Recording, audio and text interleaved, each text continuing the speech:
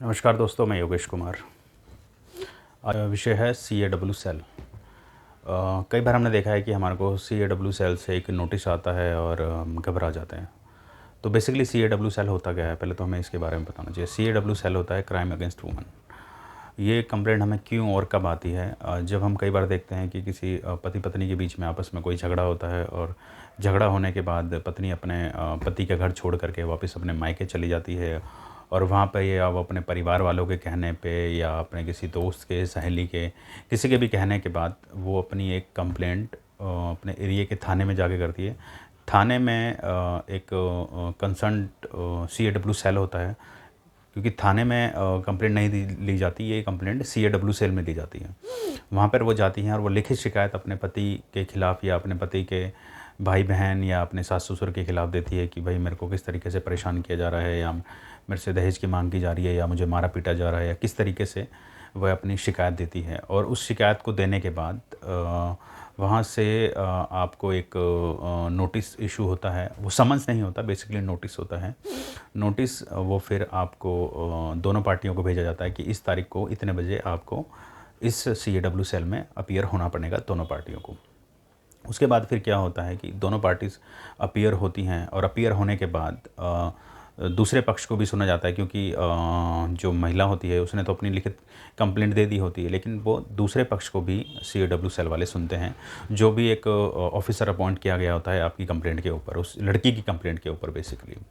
लेकिन वहाँ पर किसी भी तरीके की कोई आपको CAW सेल का जो अधिकारी है, जो भी एक अपॉइंट किया गया ऑफिसर है, वो आपके ऊपर कोई प्रेशराइज़ नहीं कर सकता। वो आपको बेसिकली मार पीट नहीं सकता और ना ही आपको डरा धमका सकता है, क्योंकि वहाँ पर CAW सेल का बेसिकली मोटिव होता है कि दोनों पार्टियों का मीडिएट करा करके, उनका समझौता करा करके कैसे भी उसको कैसे तैसे रफा दफा कर दिया, उसके अंदर FIR दर्ज ना हो। क्योंकि FIR अगर दर्ज हो जाती है तो FIR दर्ज होने के बाद फिर CRPC के तहत पूरी प्रोसीडिंग चलती है, ट्रायल चलता है। तो उसके अंदर आपकी 5-6 डेट्स पड़ती हैं और उस डेट्स के अंदर जो पॉइंट ऑफिसर्स होते हैं, जो भी SI है, वो कोशिश करते हैं कि भाई दोनों पार्टियों को समझा करके किसी तरीके से मामला सेटल कर दिया जाए, और सेटल होने के बाद और इसमें FIR दर्ज ना हो। लेकिन कई बार देखा गया है कि हमें शिकायत मिलती है कि भाई जो पीड़ित पक्ष हैं उसने शिकायत में लिखा कि भाई मेरे पति मेरे को बहुत मारते पीटते हैं, मेरे ससुराल वाले बहुत परेशान करते हैं।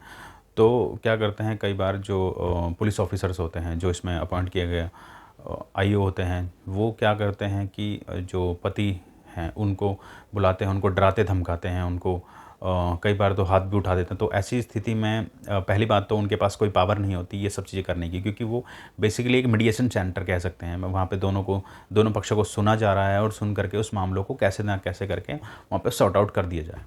लेकिन अगर वह जो अधिकारी है, जो भी उस कंप्लेंट पे ऑफिसर अपॉइंट किया गया है, वो पति को, जो भी उस लड़की का पति है, उसको डराता धमकाता है या कुछ करता है या उसको धमकी देता है, तो उसमें पति को क्या करना चाहिए?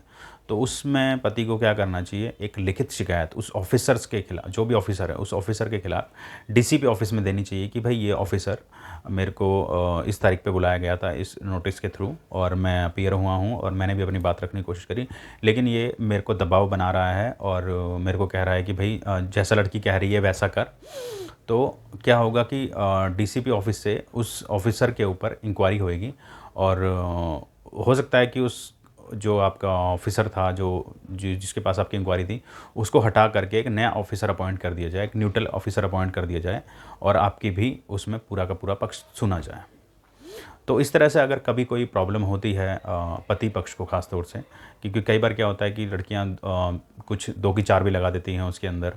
भाई एक अगर उसके साथ में मारपीट करी गई है तो वो थोड़ा उसके अंदर मैनिपुलेट करके एप्लीकेशन में कर देती है। अगर इस तरीके से अगर पुलिस उनको डरा धमका रही है, तो पहली बात पुलिस के पास कोई पावर नहीं है उनको डराने धमकाने की। हाँ, मीडिएट करने के लिए उनके पास पूरी पावर है, वो किसी भी तरीके से समझा बुझा करके दोनों पक्ष को उस मामले को वहीं के वहीं सेटल करने की कोशिश करेंगे।